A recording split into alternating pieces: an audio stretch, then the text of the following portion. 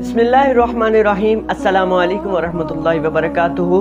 सदका फितर ये मुसलमान पर वाजिब है। सरकार मदीना सल्लल्लाहु तआला अलैहि वसल्लम ने एक शख्स को हुक्म दिया कि मक्का मुअज़्ज़मा की गली कूचों में जाकर ये ऐलान कर दो कि सदका फितर मुसलमान पर वाजिब है। अब बाज़ मुसलमानों के जहन में ये आएगा कि सदका फितर क्यों वाजिब है, आखिर सदका फितर क्या चीज है, इसको क्यों वाजिब किया गया। इसी पर सरकार मदीना सल्लल्लाहु तआला अलैहि वसल्लम का इरशाद है ताकि फजूल और बेहुदा कलाम से रोज़ों की तहारत हो जाए और मसाकीन की खुराक भी पूरी हो जाए, मतलब मसाकीन की, गरीबों की मदद भी हो जाए। हजरत अनस बिन मालिक रज़ियल्लाहु ताला अन्हु से रवायत है कि नबी अलैहिस्सलातु वस्सलाम इरशाद फरमाते हैं कि जब तक इंसान सदका फितर अदा नहीं करता तब तक ज़मीन और आसमान के दरमियान रोज़ा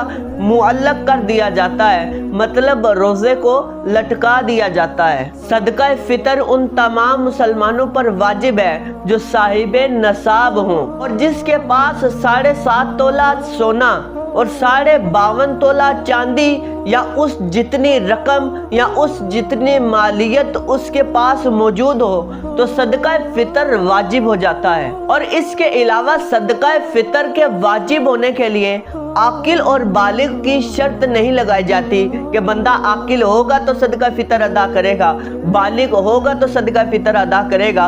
एक दिन के बच्चे पर भी सदका फितर दिया जाएगा। बहरहाल सदका फितर मुसलमान पर वाजिब है, इसको अदा कर दिया जाए ताकि गरीबों की, मस्कीनों की मदद हो सके। अल्लाह पाक से दुआ है कि हमें सदका फितर अदा करने की तौफीक अता फरमाए और गरीबों और मसाकीनों की मदद करने की तौफीक अता फरमाए।